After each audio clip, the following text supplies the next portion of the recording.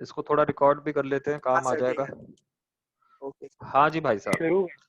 तो non profit organisation होती क्या है, पहले आप थोड़ा सा इसके बारे में लिखना स्टार्ट कीजिए। लिखिए नॉन प्रॉफिट ऑर्गेनाइजेशंस। नाम से ही क्लियर है जी, वो कह रहे हैं पैसे से हमें मतलब नहीं। Non profit organisation is the entity that purely works. Non-profit organization is the entity that purely works for the welfare of its members or to provide services to the members or to provide services to the members. Sir जो services to the members है वो free में होती हैं? नहीं sir, पैसे लगते हैं, इतना भी ज्यादा नॉन प्रॉफिट मत लो उसको। तो हाँ, वही मेरे को लगा कि नॉन प्रॉफिट नहीं नहीं नहीं, ऑर्गेनाइजेशन है तो। सर्विस दे रही है मेंबर को, लेकिन उसमें वो प्रॉफिट नहीं कमाएगी। To provide service to the member और फॉर सम सोशल कॉज, और फॉर सम सोशल कॉज। जरूरी नहीं है हर बार मेंबर्स होंगे, हो सकता है आपने कोई चैरिटेबल इंस्टीट्यूट खोला हुआ है, तो इसके थोड़े बहुत एग्जांपल लिख लीजिए। आपका मेंटेनेंस जाता है सोसाइटी का, भरते होंगे, कभी सुना होगा मम्मी पापा को पैसे हाँ देते जी समय, सर। तो वो भी भाई नॉन प्रॉफिट ऑर्गेनाइजेशन होती है, उसे रेसिडेंस वेलफेयर ऑर्गेनाइजेशन एसोसिएशन कहते हैं, ठीक है ना। सर तो वो हम हमारे ऊपर थोड़ी ना होती है कि हम हमें देनी है कि नहीं। सर कंपलसरी होता है, आप नहीं दोगे तो फिर सर्विसेज कैसे हाँ उठाओगे फिर। आप। अच्छा हाँ, वो भी है, ठीक है। रेसिडेंस वेलफेयर एसोसिएशन, इसके अलावा कम्युनिटी लाइब्रेरी, किसी एरिया के अंदर लाइब्रेरी बनी हुई है तो वहां जाके बच्चे पढ़ सकते हैं, बस उन्हें थोड़ा बहुत मेंबरशिप फीस देनी पड़ती है। और एग्जांपल्स हैं इसके, स्पोर्ट्स क्लब। इसके अलावा आपको पता है, आप CWG में खेलने जाते हो तो वहां का भी आपको चार्जेस पे करते होंगे आई गेस, वो भी एक नॉन हाँ। प्रॉफिट ऑर्गेनाइजेशन है। स्पोर्ट्स क्लब में आप एग्जांपल CWG का लिख सकते हैं, ठीक है जी। तो वो आपसे पैसे इसलिए ले रहे हैं ताकि आपको बेहतर से बेहतर सर्विसेज प्रोवाइड कर सके। उनका टारगेट ये नहीं, वो कोई बिजनेस ऑर्गेनाइजेशन नहीं है CWG, वो खुद एक रेसिडेंस वेलफेयर ऑर्गेनाइजेशन है, एक सर पर ऐसी एक एंटिटी। तरह बिजनेस ही तो हो गया, क्योंकि नहीं उन्हें नहीं, उन्हें रुको उस रुको रुको सर्विसेज के लिए पैसे मिल रहे हैं। रुको तो, एक ऐसी एंटिटी जो काम सिर्फ इसलिए कर रही है कि जो उसका मेंबर बनेगा उसको बेस्ट सर्विस देनी है, उसके वेलफेयर के लिए काम करना है। जैसे मान लीजिए स्टूडेंट्स को मेंबर बना रहे हैं तो लाइब्रेरी हाँ। खोली हुई है, कोई स्पोर्ट्स पर्सन को मेंबर बना रहे हैं तो हमने पूरा स्पोर्ट्स क्लब खोला हुआ है, अगर हम उनसे पैसा ले रहे हैं तो वो सारा पैसा उन्हीं पे खर्च कर रहे हैं, प्रॉफिट कमाने का मोटिव ही नहीं है। तो फिर आप कैसे कहोगे कि ये एक प्रॉफिट ऑर्गेनाइजेशन है। देखिए ठीक बात है। क्या है, अगर आप एक प्रॉफिट मेकिंग एंटिटी है, you are doing some business business, तो आप बताओ प्रॉफिट कैसे कैलकुलेट होता है। प्रॉफिट कैलकुलेट होता है रेवेन्यू माइनस कॉस्ट। सीखा था ना माइक्रो इकोनॉमिक्स में जब छोटे थे, रेवेन्यू हाँ माइनस जी सर। कॉस्ट। भाई साहब अगर आप प्रॉफिट मेकिंग ऑर्गेनाइजेशन है तो आपका टारगेट होगा मैक्सिमम पैसा आए, और आपका टारगेट होगा मिनिमम पैसा जाए। जबकि नॉन प्रॉफिट ऑर्गेनाइजेशन इस पर्पस से काम नहीं करती। हाँ, नॉन प्रॉफिट इसका ऑर्गेनाइजेशन, एकदम उल्टा होती है। हाँ सर, उसका टारगेट बस ये होता है कि हम इतना रेवेन्यू जनरेट कर पाए कि अपने खर्चे मीट हो जाएं, और जिस पर्पस से हम लोग हैं, एग्जिस्ट करते हैं, वो पर्पस पूरा हो जाए। ठीक है जी, बात समझ ओके। आई। हाँ इनका जी सर। टारगेट प्रॉफिट कमाना नहीं है, तो क्या ये इनके पास कभी ऐसा नहीं हो सकता कि इन्हें इस साल जो इनकम हुई, इनकम मतलब जो इनके पास पैसा रिसीव हुआ वो था 10 लाख रुपए, लेकिन मेंबर्स पर ये सब अभी तक सिर्फ कर पाए हैं 7 लाख, तो क्या 3 लाख रुपए बच नहीं गए।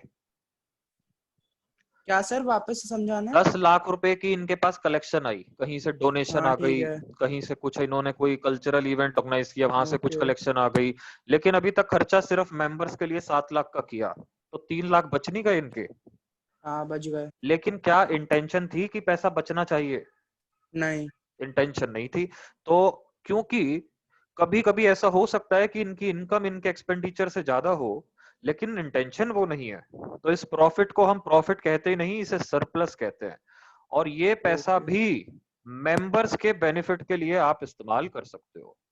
अच्छा जी, ओके सर। अब कोई इसमें कहेगा कि सर ऐसा भी हो सकता है कलेक्शन 7 लाख की हुई हो लेकिन वो थोड़ा बह गए भावनाओं में और 10 लाख रुपए खर्च कर दिए, तो हो सकता है, लेकिन आप इसे लॉस ना कह के भी से इट इज अ डेफिसिट, और ये डेफिसिट मेंबर्स से ही कवर किया जाएगा। धीरे धीरे मेंबर्स फिर पैसा देना शुरू कर देंगे और ये डेफिसिट सर कवर हो जाएगा। सर ठीक है तो जी। इस केस में लॉस और डेफिसिट के बीच में फर्क क्या हुआ? हमने जो यहाँ पर ये जो जिसको आप लॉस समझ रहे हो, वो लॉस इसलिए नहीं है क्योंकि हम लोग कोई प्रॉफिट या लॉस मेकिंग एंटिटी है ही नहीं। हमारा टारगेट सिर्फ इतना था कि हम बेस्ट सर्विस दें। बस फर्क इतना है, हमने 10 लाख रुपए की सर्विस दी तो पैसे थोड़े कम पड़ गए। आप यूं क्यों कहोगे कि हाँ, घाटा हो गया, आप कहोगे अच्छा पैसे ठीक कम है। पड़ गए। कितने रुपए कम पड़ गए? 3 लाख रुपए कम पड़ गए। तो ये डेफिसिट मेंबर्स के थ्रू भर लिया जाएगा, धीरे धीरे ओके मेंबर्स सर। आएंगे, पैसे देंगे। जैसे सरकार क्या करती है, जब सरकार अपनी तरफ से खर्चा ज्यादा करती है, रेवेन्यू कम लेती है, आप उसे लॉस बजट नहीं कहते, आप उसे डेफिसिट बजट कहते हो। क्योंकि सरकार का टारगेट, सरकार भी तो एक तरह की ऐसी ऑर्गेनाइजेशन है ना जो वेलफेयर के लिए काम कर रही है। बात समझ आई? हाँ जी सर। तो प्रॉफिट और लॉस की जगह ये लोग उसे सरप्लस और डेफिसिट कहते हैं। तो थोड़ा आपको ऊपर ऊपर से बात समझ आ गई है। ठीक है जी। Yes sir. आइए जी, तो हमें इस चैप्टर के अंदर करना क्या क्या है वो देखते हैं। थ्योरी बहुत सारी है, थ्योरी करेंगे बीच बीच में। थ्योरी अभी से शुरू करके बोर नहीं होते हैं, ठीक है। लिखिए आपको क्या क्या करना है। Okay sir. अरे बाप रे, अरे भैया ये तो बहुत खा पी के बैठा है। ये लो जी, रिसिट्स एंड पेमेंट्स अकाउंट बनाना है सर हमें। सबसे पहले ये होता क्या है अभी डिस्कस करेंगे, पहले आप लिख लीजिए, इस चैप्टर में हमें सिर्फ 3 ही काम सीखने हैं। उसके बाद हमें सीखना है इनकम एंड एक्सपेंडिचर अकाउंट। जो प्रॉफिट एंड लॉस अकाउंट होता था उसे ये इनकम एंड एक्सपेंडिचर अकाउंट कहते हैं। अच्छा। ठीक है जी। उसके बाद एनपीओ बनाता है बैलेंस शीट। अच्छा एक काम कीजिएगा जरा, कुछ मेरे से गलती हो गई है, इसको आप सेकंड नंबर पर यहाँ लिखिएगा, fund based accounting, most important topic, fund based accounting. तो हमें सेकंड नंबर पे मतलब फंड बेस्ड हाँ अकाउंटिंग भाई करना है। साहब, थर्ड नंबर पर okay. Income expenditure and then we will be learning about balance sheet. तो ये इतना सा काम इस चैप्टर में है, बहुत इजी चैप्टर है। तो हम लोग सबसे पहले रिसिट्स एंड पेमेंट्स अकाउंट से स्टार्ट करेंगे। ये मैंने आपको सीधा प्रैक्टिकल स्टार्ट कराया, थोड़ा सा इंट्रोडक्शन ले लिया कि एनपीओ होता क्या है। थ्योरी आती रहेगी, ओके हम सर। करते रहेंगे बीच बीच में। ठीक है ना। एक्चुअली थ्योरी क्या है इसके अंदर, कुछ टर्म्स हैं, जैसे 11th के चैप्टर 2 में बड़ी सारी टर्म्स थी, तो वो देखने में थ्योरी लगता था लेकिन वो हाँ था जी सब सर। प्रैक्टिकल, सारे शब्द आगे यूज होते थे। तो धीरे धीरे आपको पता चलती जाएगी नई नई टर्मिनोलॉजी, तो आपको वाइवा में मदद हो जाएगी। तो आप अब फाइनली हेडिंग डालिए रिसिट्स एंड पेमेंट्स अकाउंट और लिखना स्टार्ट कीजिए फटाफट से। बोलूं, मैं डिक्टेट करूंगा ये।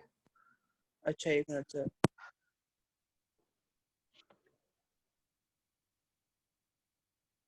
हाँ जी सर। लिखना स्टार्ट कीजिए, हाँ जी sir. Receipts and payments account, पूरा लिखिएगा। जी। Receipts and payments account is the summary of cash and bank transactions for the whole year. Receipts and payments account is the summary of cash and bank transaction for the whole year. जब आप छोटे थे तो आपने cash book बनाना सीखा था, याद है? हाँ जी सर। ये वही समझ लीजिए, पैसा आएगा तो डेबिट हो जाएगा, पैसा जाएगा तो क्रेडिट हो जाएगा। बताइए, ओके सर। ये तो है इस चैप्टर में। तो receipt and payment account is the summary of cash and bank transaction for the whole year, full stop. Next point, it is a real account. Assets के अकाउंट्स को रियल अकाउंट कहते हैं क्योंकि इसमें कैश और bank की transaction है। It is a real account, लिखिए, it is a real sir account. जैसे हाँ सर जी, जैसे अभी तक हम जितने भी चैप्टर करते आए हैं उसमें अगर कभी कुछ मिल रहा होता है तो उसे क्रेडिट करते हैं और जब भी कुछ जा रहा होता है तो उसे डेबिट करते हैं, तो इसमें बिल्कुल उल्टा है। नहीं सर जी रुक जाओ, हमने जो बाकी चैप्टर्स किए हैं, आप मेनली रिवैल्यूएशन अकाउंट की बात कर रहे हो, मिलता है और जाता है नहीं। आप ऐसे बोलो, हाँ जब फायदा होता है तो क्रेडिट करते हैं, घाटा होता है हाँ तो हाँ डेबिट हाँ करते हैं। वही वो वही। नॉमिनल अकाउंट का रूल है, इनकम होती है तो क्रेडिट कर दो, एक्सपेंसेस या लॉसेस होते हैं तो डेबिट कर दो। अच्छा। यहाँ पर हम कैश अकाउंट ठीक है। बना रहे हैं तो एसेट वाला रूल लगाओ, इंक्रीज होने पे डेबिट करेंगे, अच्छा डिक्रीज ठीक होने है। पे ओके। क्रेडिट करेंगे। ठीक है जी। Okay sir. हम्म। तो वो मैंने आपको statement बताया, it is a real account. Clear है? हाँ जी सर। रियल अकाउंट क्यों है? बिकॉज कैश और बैंक हमारे एसेट होते हैं और एसेट्स के अकाउंट्स को रियल अकाउंट कहते हैं। जब छोटे थे तो पढ़ा था हमने इसके बारे में। हाँ जी अगला सर। पॉइंट लिखिएगा, it is prepared on cash basis. Sir जी कैश अकाउंट कैश बेसिस पे बनेगा, पैसा आएगा तो दिखाऊंगा, जाएगा तो दिखाऊंगा। कोई मुझसे कहे आउटस्टैंडिंग सैलरी की एंट्री कैश अकाउंट में डाल दो, तो ये थोड़ी ना हो पाएगा। हम्म, जैसे मैं ठीक आपको है। बताऊं, लिख दिया तीसरा point, it is based on cash, हाँ जी सर। Prepared on cash. अब मान लो हाँ जी। किसी ने मेरे से कहा कि भाई साहब आप सैलरीज की एंट्री क्या डालते हो? मैंने कहा हम तो डालेंगे सैलरीज टू कैश। सैलरीज मेरा एक्सपेंस है, एक्सपेंस को डेबिट कर दिया, कैश मेरा एसेट डिक्रीज हो रहा है तो क्रेडिट हो गया, वेरी सिंपल। कोई मुझसे कहे आउटस्टैंडिंग सैलरी की एंट्री कैश अकाउंट में डालोगे क्या? Answer is no. Outstanding salaries की नहीं एंट्री क्या डालेंगे। होगी? Salaries account debited to outstanding salary. Outstanding salary. हुआ ये है, ऊपर भी खर्चा हुआ है, नीचे भी खर्चा हुआ है, बस फर्क कितना है, ऊपर दे दिया नीचे नहीं दिया, बात खत्म। तो आप बताओ, रिसिट एंड पेमेंट अकाउंट सिर्फ इसे रिकॉर्ड करेगा, इसे रिकॉर्ड नहीं करेगा। वो कहेगा पैसे ही नहीं दिए। बात हाँ समझे आप ठीक मेरी? है। उसके हाँ जी बाद सर। मुझे किसी ने बताया कि भाई साहब ये 10,000 की सैलरी में 2,000 की तो प्रीपेड है। तो मैंने कहा उससे क्या फर्क पड़ता है, रिसिट एंड पेमेंट अकाउंट में तो पैसा तो जा ही रहा है ना, प्रीपेड हो या ना हो। समझ रहे हैं बात को? ओके। पैसा तो सर आपकी जेब ओके से सर। चला ही गया। देखो आपकी जेब में पड़े हुए हैं 20,000 रुपए, आपने वो 20,000 मुझे दे दिए, तो आपकी जेब से आप आउटफ्लो 20,000 का दिखाओगे या नहीं दिखाओगे? अब बाद में पता चलता है, आवाज आ रही है ना? हाँ सर, हाँ आ रही है। बाद में पता चला कि 18,000 तो देने थे, 2,000 एडवांस ले गए ये। तो आप कहोगे उससे क्या फर्क पड़ता है, वो तो हम बाद में देखेंगे, लेकिन पैसा तो चला ही गया ना जेब से। हाँ, पैसा अब तो क्या किसी ने, अकाउंट में जा ही रहा है। हाँ आपकी जेब से तो पैसा गया। अब जैसे मान लो किसी ने हाँ। आपको 1 लाख रुपए दे दिए, तो क्या आपकी जेब में 1 लाख रुपए आएंगे कि नहीं आएंगे? आप प्लस करोगे कि नहीं करोगे? हाँ अब करेंगे। इसमें पता चला कि 20,000 रुपए एडवांस थे, तो आप कहोगे भाई साहब वो बाद की बातें हैं कि एडवांस है या प्रीपेड है या अनअर्न्ड कैश है, तो आ रहा है अक्रूड ना। है, पैसा तो आ रहा है ना। रिसीट एंड पेमेंट हाँ। अकाउंट बहुत मतलबी अकाउंट है। ओके वो सर। कह रहा है पैसा आएगा तो लिखूंगा, जाएगा तो लिखूंगा, बाकी बातें मेरे से मत करना। Okay sir. सीधी बात है। आइए फिर सर फटाफट से, मतलब तरह है, बोलो बोलो। मतलब एक कैश अकाउंट की तरह ही है। कैश अकाउंट का ही सगा भाई है, समझ लेना। फॉर्मेट बनाइए, ठीक है। बस थोड़ा गेटअप चेंज करके आया है ये cash account he. Receipts and payments account, debit side वही, क्रेडिट साइड वही, बस फर्क इतना है, पैसा आता है तो डेबिट करते हैं, तो यहाँ पे पर्टिकुलर्स की जगह भी राइट रिसिट्स। कितना सिंपल है बताओ, भूल ही नहीं सकते। डेबिट साइड पे रिसिट लिख दिया, अब तो पैसा आएगा रिचेस उधर ही मतलब लिखोगे। आ रहा है और उधर पे और क्या, पेमेंट लिख दिया। बहुत आसान। यही तो रूल लगता है, जाएगा तो क्रेडिट आएगा तो डेबिट। अच्छा थोड़ी जगह छोड़ के बीच में इसे भी फंसा लेना, यहाँ पे लिखते हैं फॉर द ईयर एंडेड, क्योंकि ये पूरे साल के लिए एक बार में दिखाता है एनपीओ। कौन सा ईयर है वो लिखना पड़ेगा। तो ऐसे करके छोटू सा एक फॉर्मेट बना लो।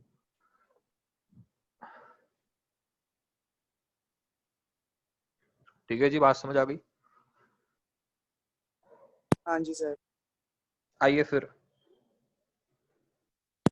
इस साल का सबसे टफ क्वेश्चन करने जा रहे हैं, हो पाए तो देखते हैं। क्वेश्चन नंबर 1, पेज नंबर है 1.59। सबसे टफ क्वेश्चन ये है इस साल का। फॉर्मेट बनाइए, रिसिट्स एंड पेमेंट्स अकाउंट। पूरी जान लगा देंगे कि ये हो जाए आज। Sir receipts and gift payments 3 account. Essential features वाला।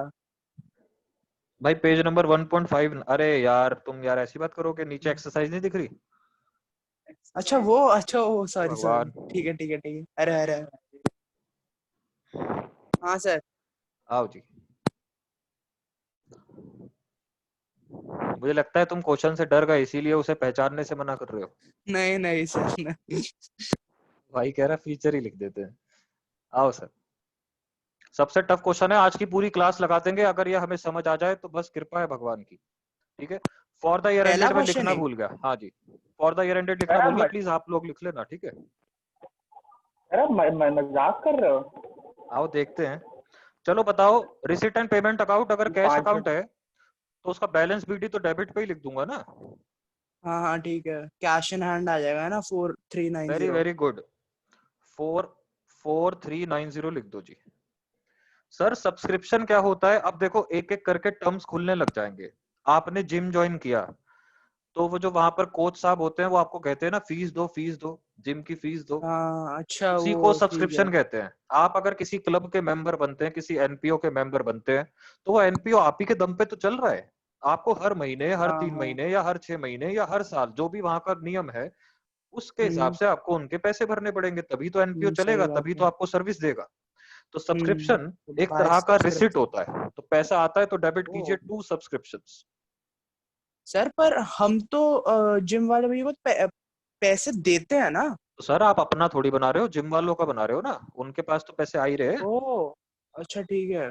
ठीक है, ओके आगे ओके। चलते हैं। अब आपको मैं मजे की बात बताता हूँ। जो नॉन प्रॉफिट ऑर्गेनाइजेशंस होती हैं, अब जैसे मान लीजिए आपकी अपनी क्या कहते हैं, क्या नाम है आपके अपार्टमेंट्स का, ध्रुव अपार्टमेंट शायद। हाँ जी सर। हाँ, तो वहां पर जो रेसिडेंट्स वेलफेयर एसोसिएशन है, आपने एक दिन आप अंदर आ रहे थे, आपने देखा कोई सड़क वहां पे अंदर टूटी हुई है, तो आपने वहां के सेक्रेटरी को जाके फटाफट से 50,000 रुपए दे दिए। आपने कहा ऐसे अच्छा नहीं लगता, सड़क सही करा लो थोड़ा, हम यहाँ रह रहे हैं, अच्छा नहीं लगता ऐसे, तो आपने उन्हें डोनेशन दे दी। तो नॉन प्रॉफिट ऑर्गेनाइजेशन के लिए डोनेशन एक रिसिट है, पैसा आ रहा है, तो वो डेबिट हाँ कर हाँ देंगे। सर। उसके बाद अगर किसी नॉन प्रॉफिट ऑर्गेनाइजेशन में कोई बंदा पहली बार मेंबर बनता है तो उसका कार्ड बनाया जाता है।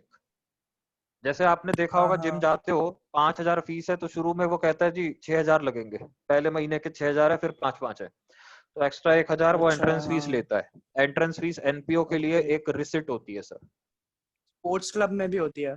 सब जगह होती है सर, आप किसी भी हाँ जी। क्लब का मेंबर बनिए, आप लाइब्रेरी जाइए, आप कहीं भी जाइए, आप मान लीजिए किसी चाइल्ड लेबर से रिलेटेड एनजीओ भी ज्वाइन कर रहे हैं, वहां भी कार्ड बनवाने की एंट्रेंस फीस होती है। Okay sir. उसके अलावा क्लब नेट हॉल्स होते रिसीव्ड है, हैं, आ ही रहा है पैसा। पैसा आ रहा है, आप देख रहे हो कितना हाँ टफ है जी। ये, पूरी ताकत लगानी हाँ पड़ जी रही है। सर। लिखिए, हाँ जी सर। रेंट आ गया सर, इलेक्ट्रिसिटी चार्जेस पेमेंट है, बाय कर दो सर।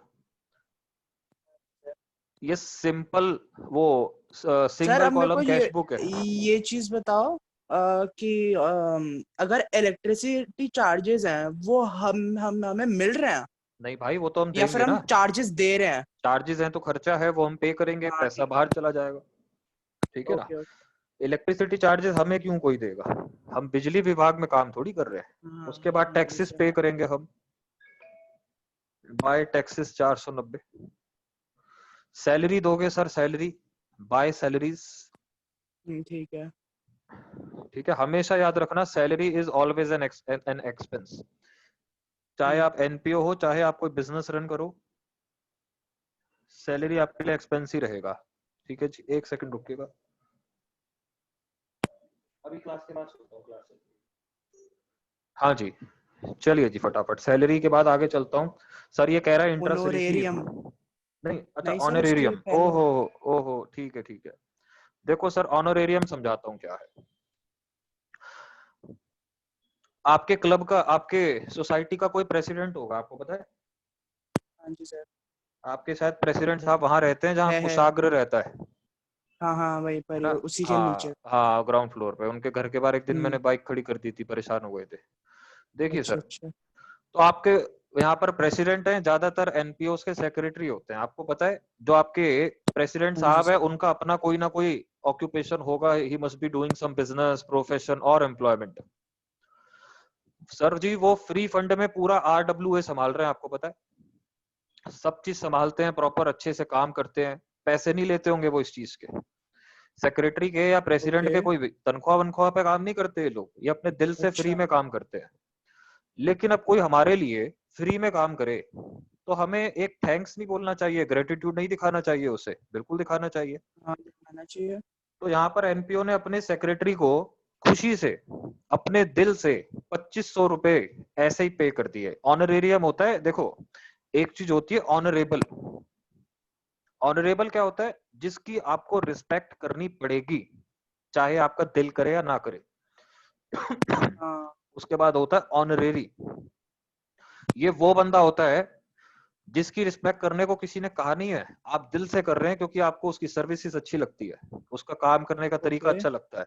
तो ऐसे पर्सन, हम्म। ऐसे ऑनरेरी पर्सन को जब आप अपने दिल से कुछ पैसे देते हैं एज अ थैंक्स गिविंग और gratitude, this that money is called honorarium. और एनपीओ के लिए वो एक प्योरली एक्सपेंस है बाय ऑनरेरियम। ओके, ठीक है। 2500। अब मान लीजिए किसी स्कूल का कोई म्यूजिक कंपटीशन हुआ था, वहां ए आर रहमान ने आके बच्चों को सिखा दिया। अब आपको पता है करोड़ों रुपए वो चार्ज करते हैं, स्कूल वाले हाँ करोड़ों रुपए थोड़ी देंगे, ए आर रहमान साहब तो फ्री में आए होंगे। लेकिन स्कूल वाले भी हाँ, उनको as a token of school love वाले, हाँ कुछ वही। पैसे दे देते हैं कि सर ये बच्चों की तरफ से आप रख लीजिए प्लीज, हमें अच्छा लगेगा। जैसे हमारे स्कूल में वो आते हैं कोई गेस्ट वगैरह तो उन्हें पौधा पकड़ा देते हैं। हाँ तो देख लो, उनको ऐसे निपटा देते हैं वो। आइए जी, इंटरेस्ट रिसीव हुआ है इन्वेस्टमेंट पे, डेबिट कर दीजिए, पैसा आ रहा है। मन में हाँ जी कैश सर, को कर दिया। रखिएगा सर, पैसा आएगा तो डेबिट, मन में कैश अकाउंट की इमेज बना लीजिएगा। हाँ जी सर। 2950। उसके बाद प्रिंटिंग स्टेशनरी खर्चा है आपका, बाय प्रिंटिंग एंड प्रिंटिंग होगी स्टेशनरी, ना, हाँ। बाय पैसा प्रिंटिंग। बाहर जा रहा है। पैटी कैश आपको पता है चिरकुट एक्सपेंसेस होते हैं, बचपन में पैटी हाँ, कैश बुक बनाते थे छोटे बाय थे जब। पेटी है। जैसे मान लीजिए चाय का खर्चा और फोटोकॉपी का खर्चा या कन्वेंस का खर्चा, ठीक है। Insurance premium paid. हाँ जी सर। आपने अभी तक एडमिशन में जितने भी बैंक अकाउंट बनाए हैं ना, ये वही है, बस थोड़ा सा बड़ा है साइज में। अच्छा। Debit minus okay. क्रेडिट करके बैलेंस शीट ही निकाल इसका लेते हैं। बैलेंस निकलता है सर? हाँ बैलेंस शीट ही आएगा ना, कितना कैश बचा। ओके।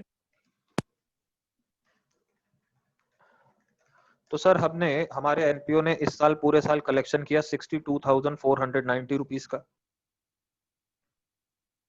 खर्चे माइनस कर रहा हूं ताकि पता चले कि अब बचा क्या है जिंदगी में। हाँ जी।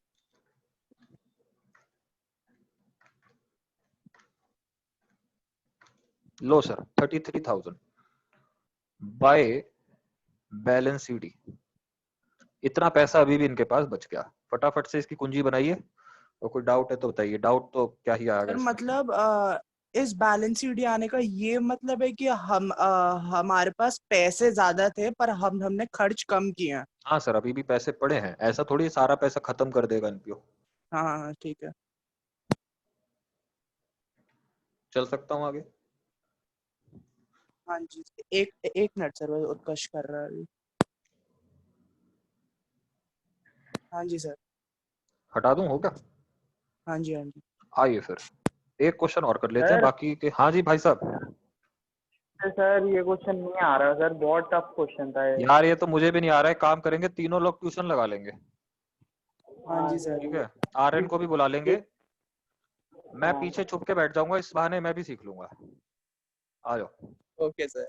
सिक्स्थ क्वेश्चन ट्राई करते हैं, देखो नसीब अगर चल जाए तो क्या पता आंसर आ जाए इसका। आइए जी, सिक्स्थ क्वेश्चन करेंगे। बाकी के 2 3 4 5 आप लोग होमवर्क में ले सकते हैं, कोई दिक्कत नहीं है। Okay sir.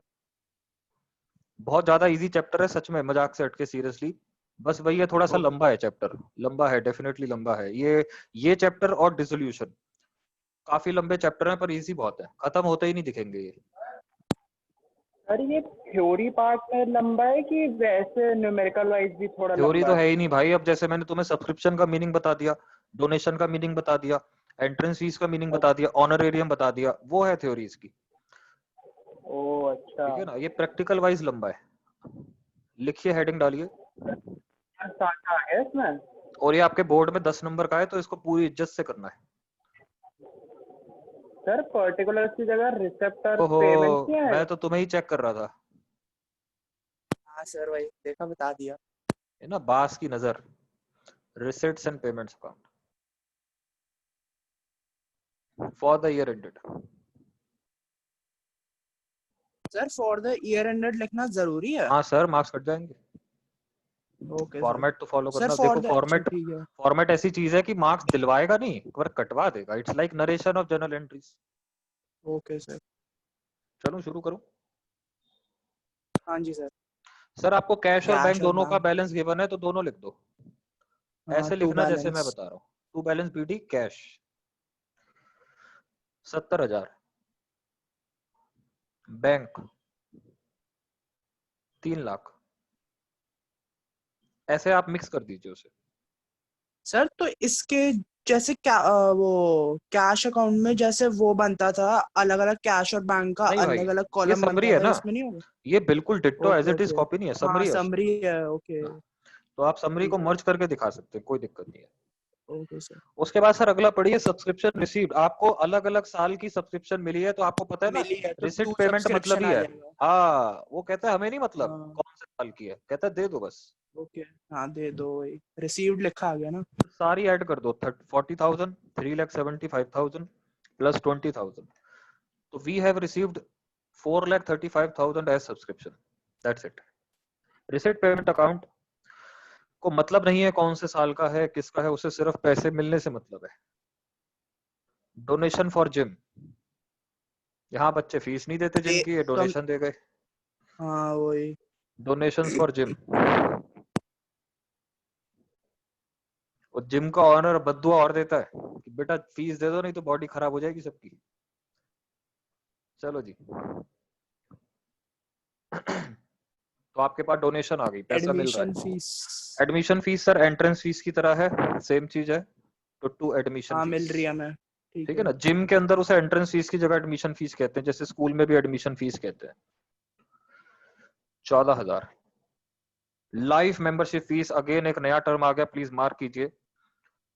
एक बहुत ही दयालु कृपालु इंसान जिम जाता है और कहता है कि मैं चाहता हूं कि मैं बस यहाँ जिंदगी भर आता रहूं, जब तक जिम चले तब तक मैं आता रहूं और पैसे ना देने पड़े। अरे बाबा, हमने कहा भाई पैसे साहब ना ऐसे, देने पड़े। हाँ पैसे ना देने पड़े बार बार, इसलिए आज ही ले लो, अच्छा। चेक चेक लेके आया हूँ, ओके बोलो कितना ओके अमाउंट ओके। भरूं। सही है। हम एक बड़ी मोटी सी फिगर बता 45,000। देते हैं, लाइफ मेंबरशिप फीस कहते हैं उसे, कि जिंदगी भर आऊंगा 45,000 रुपीज, एक बार में बड़ी पेमेंट हो जाती है, वो लाइफ टाइम चलती है। Wages and salary sir, by wages and pay salaries. में आएगा। अच्छा इस बुक में प्रॉब्लम है, यहाँ पर अमाउंट थोड़ा समझने पड़ेंगे, कितना है, 55 है क्या? सर 50, हाँ 55 है। उसके नीचे देख लो ना, वो सेम ही ठीक, हो जाएगा 55 के नीचे। 55 के बाद सर लॉकर रेंट है, तो हमें मिला लॉकर होगा। रेंट। जिम के अंदर लॉकर सर होते हैं, लॉकर आपको रेंट पता है? होता है, अच्छा। जिम के अंदर ओ लॉकर आपने देखे होंगे। तो कुछ लोग, ओके। वैसे तो इन जनरल वो फ्री होते हैं, पर कभी कभी आपको मान लो उसमें अपना, जैसे जिम है तो उसमें आपने अपना कोई सामान रखना है, कोई मान लीजिए कपड़े रखने हैं, कि आप ऑफिस की ड्रेस में आएंगे, यहाँ से निकाल के चेंज करके एक्सरसाइज करके यहीं डाल के चले जाएंगे, तो that is locker rent. 11,000। 11,000 locker rent. Locker rent के बाद इन्वेस्टमेंट इन 9% डिवेंचर। इन्वेस्टमेंट किया है सर, पैसे बाहर जा रहे हैं, इतना याद रखिए सिर्फ। डिवेंचर क्या सर होते पर हैं मैं आपको सेकंड बुक में बताऊंगा। डिवेंचर्स कहीं दिए नहीं हुए कि कितने का इन्वेस्टमेंट किया है? अच्छा वो 2,40,000 है ना सर? सर तो 2,40,000 का 9% नहीं होगा, क्योंकि नहीं नहीं, इन्वेस्टमेंट है 9% तो उस 9%। पे कमाई होगी, 9% तो उसकी कमाई है जब बाद अच्छा में अच्छा। होगी। ओके 9% को मार्क कर लीजिएगा, ये तो रेट ऑफ इंटरेस्ट है, जब फ्यूचर में इंटरेस्ट ओके। मिलेगा। अगली अगली चीज है हेल्थ जर्नल्स। हेल्थ जर्नल्स पे खर्चा किया है एनपीओ ने। सर हाँ सर। एक चीज बताना, ये जो इन्वेस्टमेंट है, ये हाँ, इन्वेस्टमेंट तो हमारे लिए अच्छा होता है ना? नहीं हमने की है तो ना, ये तो फिलहाल तो पैसा जाएगा ना, कैश तो कम होगा ना, एसेट क्रेडिट इंक्रीज होगा, लेकिन हम कैश का अकाउंट अगर बना रहे हैं तो कैश तो कम हो जाएगा ना। और ये हेल्थ जर्नल्स क्या हेल्थ होती हैं? जर्नल, अब जैसे मान लीजिए ये जिम है, तो ये हेल्थ से रिलेटेड बड़ी सारी इंफॉर्मेशन पब्लिश करते होंगे अपने मेंबर्स के लिए, तो ये वो जर्नल्स इन्होंने छापी हुई हैं, तो उसके पैसे लगते होंगे इनके, हेल्थ जर्नल्स। स्टेशनरी भी, बाय स्टेशनरी आ जाएगा। Stationery, by stationery, it is 12,500। एक, हाँ। Insurance premium 6,760। कोरियर चार्जेस, अब क्या होता है, मान लीजिए किसी बंदे ने सप्लीमेंट घर पे मंगवा लिए हैं, तो कोरियर कर दिया होगा इन्होंने। कोरियर चार्जेस 800 रुपए। म्युनिसिपल टैक्स, म्युनिसिपल टैक्स क्या होता है, हाउस टैक्स नहीं होता जैसे आपके घर का, हाँ वैसे ही वही चीज वही। है ये। 9,570। मशीन खरीदोगे तो पैसा तो बाहर जाएगा, उत्कर्ष पैसा बाहर जाएगा, ठीक है, आप ये सोचना कि मशीन तो आ रही है हाँ लेकिन पैसा मशीन में बाहर जा डेबिट रहा है। होगा, कैश तो कम होगा ना, मशीन में डेबिट होगा, दैट इज अनदर थिंग। हम मशीन का लेजर नहीं बना रहे। अगर कोई मशीन, हाँ अगर कोई मशीन खरीदते हैं तो पैसे तो देने एग्जैक्टली एग्जैक्टली। पड़ते हैं ना उसके लिए। Sale of old newspaper sir, रद्दी बेचोगे तो पैसा आएगा, सेल ऑफ ओल्ड न्यूज़पेपर। हाँ ठीक है। Sale of old newspaper is 300 rupees. Interest on bank balance, interest मिलेगा ना बैंक बैलेंस पे, तो पैसे में ऐड कर दो। Interest interest on, on bank balance देते नहीं है। भाई बैंक में पैसे भी हम रखें और बैंक को ब्याज भी हम दें, इतना नवाब हो गया बैंक? अच्छा हाँ ओके। ऐसी कैसी बातें सोच रहे हो इंटरेस्ट तुम? अगर बैंक में, ओके ये देखो, साल के शुरू में तुमने बैंक को 3 लाख रुपए दे रखे हैं, तो बैंक का फर्ज बनता है हाँ। कि वो आपको इंटरेस्ट पे करे उसका, ठीक है ना? इफ यू वर सही इन बात है। ओवरड्राफ्ट, अगर आप ओवरड्राफ्ट में होते तो शायद आपको इंटरेस्ट पे करना पड़ता। सर ओके मजे की बात है, बाय बैलेंस सीडी में कैश का बैलेंस ऑलरेडी गिवन है 43,000, वो कह रहा है बैंक का आप निकाल लो, हमने कहा निकाल लेंगे। क्या सर, क्या वापस कैश बताना का, ये वाला। कैश का balance CD, cash in hand मतलब साल के लास्ट में कैश कितना पड़ा है। अच्छा ठीक अब है, एक हाँ हाँ अकाउंट में हाँ। दो दो चीजें तो हम नहीं निकाल पाएंगे, तो एक चीज उसने बता दी। सर आपको कैसे पता कि ये बाय वाली साइड आएगा क्योंकि टू वाला तो दे रखा है बैलेंस। ना, टू वाला तो दे रखा है मुझे, अच्छा वो। ठीक है ना? हमें साल के शुरू वाला दे रखा है, तो फिर नीचे फिर ये एंड वाला ही होगा। तो आपके पास एनपीओ के पास बहुत मोटी कमाई हुई है, 10,41,040 रुपए की रिसिट्स आई हैं। तो हम पता करते हैं इनके पास बैंक में कितना पैसा है। -55, -2,40,000, -5,000, -12,500, -6760, -800, -9570, -38,000, -43,000। कोई जरा पीछे से आंसर चेक करना, 630410 है क्या? एक मिनट सर करता हूँ। 630410 है क्या? क्वेश्चन नंबर 6 ना, हाँ 630410। ठीक है जी, मुबारक हो, लिख लीजिए इसे। अभी मैंने आपको एक नोट लिखवाना है इस क्वेश्चन पे, फटाफट से इसे कॉपी कीजिए। कोई सर डाउट है मुझे तो एक देख चीज लीजिए। बताओ हाँ सर बताइए। कि जो आपका बैलेंस सीडी जो आपने जो कैश का लिखा हुआ है हाँ ऑलरेडी जो 43,000 है, हाँ जी। वो हम बाय बैलेंस सीडी के ऊपर नहीं लिख सकते। क्या मतलब? यहाँ पे, एक सेकंड, एक सेकंड रुकना, इधर नहीं नहीं नहीं, उस साइड यहाँ टू, पे, वो टू वाली साइड। यहाँ पे बैलेंस शीट ही, हाँ तो कैश का बैलेंस कैश शीट ही का। माइनस में कैसे जा सकता है? ओ अच्छा हाँ ठीक है कि ठीक आप है ऐसे ठीक है। सोचो ना, मेरी जेब में, मैं कह रहा हूँ मेरी जेब में 10,000 पड़े हैं, लाओ मैं 12,000 निकाल के दिखाऊं, ऐसा पॉसिबल है? कैश का अच्छा और बैलेंस शीट एक और याद करो। चीज। हाँ एक सेकंड, कैश का बैलेंस शीट याद करो, 11th में भी डिस्कस किया था। कैश का बैलेंस शीट कभी नेगेटिव नहीं जा सकता, हाँ बैंक का जा सकता है। ध्यान से सुनना, ओके हाँ बैंक का ठीक है। बैलेंस शीट इधर आ सकता है सर, वो तब होगा जब आपने बड़े सारे चेक काटे हुए होंगे, तो फिर आप उसे ओवरड्राफ्ट ट्रीट करेंगे। ये ओके आपका क्वेश्चन नंबर 3 में मिल जाएगी आपको ये चीज। चलो मैं करा देता हूँ क्वेश्चन 3 भी आपको तुरंत, तो आपको क्लियर हो जाएगा। बैंक का सर माइनस में और जा एक और सकता है, चीज। कैश नहीं। हाँ सर बोलिए। सर मैं पूछ रहा हूँ कि ये जो आपने बैंक का जो बैलेंस सीडी निकाला है उसमें आपने 10,40,000 माइनस 43,000 भी किया है हाँ वो भी करूंगा जो कैश ऑब्वियसली, का बैलेंस। और क्या। ओके ओके ठीक है। अगर मैं वो नहीं करूंगा तो मेरे पास ये वाली फिगर आ जाएगी, टोटल वाली। ओके ठीक है। देख लो सही एकदम बात है। कॉपी हो गया हो तो, कोई डाउट है तो बताओ। हाँ जी सर हो गया। नहीं ऐसा उसका हो डाउट। गया, दूसरी पार्टी का?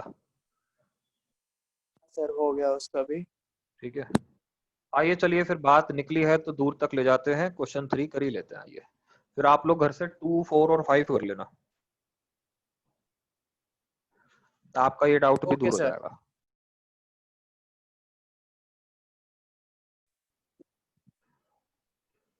ये चैप्टर 10 नंबर का, इसके बाद वाला फंडामेंटल 10 नंबर का।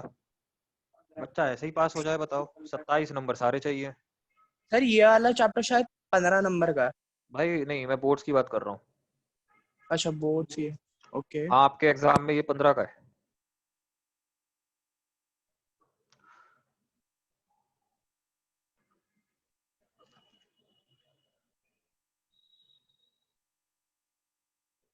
सर मतलब अगर देखा जाए तो इस अकाउंट में हमें बस इतना देखना है कि फर्म के हिसाब से कैश आ रहा है कि कैश जा रहा है, बस यही और तो है उस क्या, हिसाब से क्रैक कर दिया तुमने। हाँ हिसाब से हाँ डेबिट है सही। सर अगर इंटरेस्ट ऑन रेंट है वो कहाँ आएगा? इंटरेस्ट ऑन रेंट, ये क्या हाँ मनगढ़ंत चीज बना रहे हो भाई। इंटरेस्ट ऑन नहीं, बैंक अगर इंटरेस्ट ऑन रेंट क्या होता है? नहीं मतलब इंटरेस्ट दिया है रेंट पे। रेंट पे इंटरेस्ट, ये थोड़ा बात गले में अटक गई है, नीचे उतर नहीं पा रही है। ओ सॉरी, लोन लोन लोन, हाँ, interest on interest on loan. Loan तो सर पेमेंट की होगी हमने, क्रेडिट कर दो। ओके, ठीक है ना। अब आप कहोगे सर मतलब आपको कैसे पेमेंट साइड पता, आएगा ना। हाँ आप कहोगे आपको कैसे पता कि हमने दिया हाँ ही है, हमें वही, मिला नहीं है। हाँ वही मैं सर जी सोच रहा हाँ, था।